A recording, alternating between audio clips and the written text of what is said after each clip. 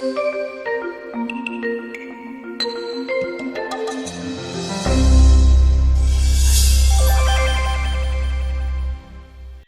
are some of the data blocks that we actually created. We created a missing faculty report, missing grade report, student enrollment report, all of the other reports that are listed here. We created a DegreeWorks usage report, and we actually created these on a schedule. So I'll show you on the next slide what that scheduled email actually looked like. So these were the email recipients of that missing faculty and missing grade report. This email went to Special Assistant of the President, Provost, Deans, Registrar, as well as Human Resources. As you can see, it has the date and a nice little message just saying, hey, this is the report for this respective year of all the courses that are missing assigned faculty. And it was built on a schedule, so much so that as long as there were courses that were missing faculty, they would receive this email.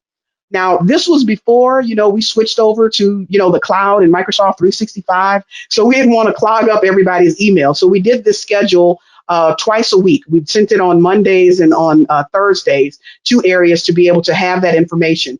This hyperlink that's down here is actually a shared folder where we schedule these reports to save from Argos, and then the email just sent an alert to them to click on the folder, and then they can look to see how many missing faculty were displayed on those respective reports. So we were able to quantify that. We said, hey, at the beginning of the semester, we only offer about 1,800 sections.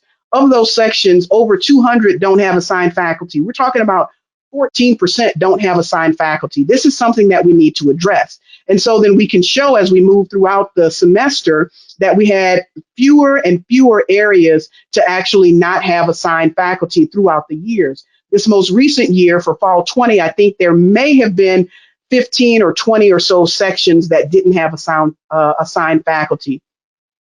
What doing this did was allow a conversation to happen with areas. We got a lot of pushback, a lot of feedback from the dean saying, well, you have classes on this list and these classes are low enrollment and they should be canceled. And we're like, well, you're absolutely right.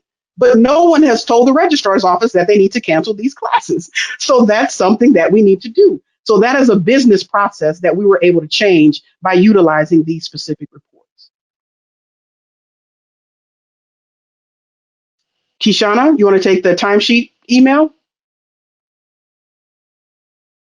Sure. So this slide is showing the email that goes out to anyone that's an approver of timesheets.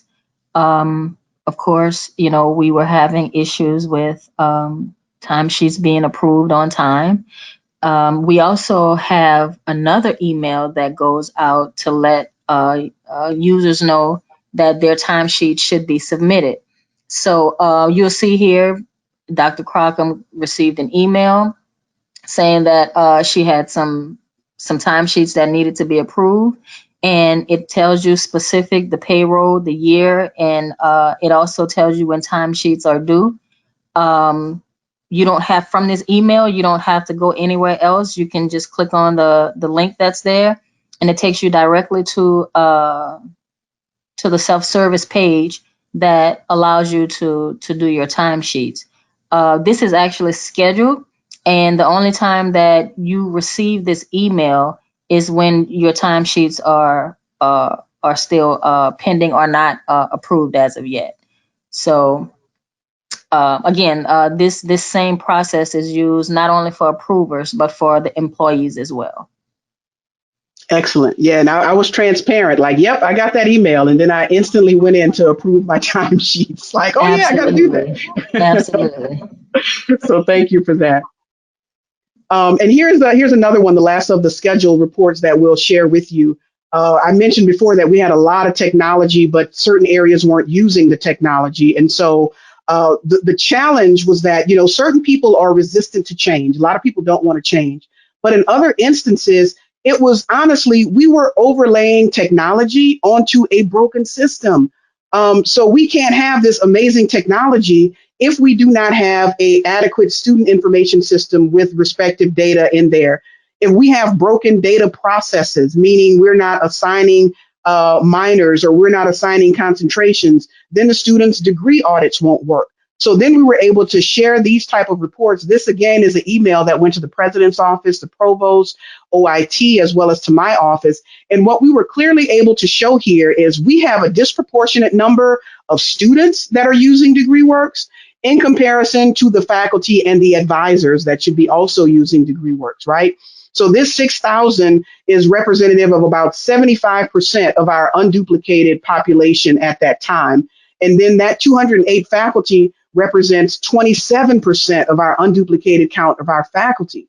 So we were able to go to a Dean's Council meeting and share this with them and say, hey, I would be embarrassed if a student came to me and said, hey, I would like to talk to you about my DegreeWorks audit. And the advisor is like, you're what? So we need advisors and we need faculty to be able to use it at the same rate. And so we were able to use Argos to report that and quantify exactly what that disproportional process was like. So 75% of the students were using it and only 27% of the faculty were using it. And so we've changed that over the years, but it all started with us being able to share this information and have those conversations with representatives across campus.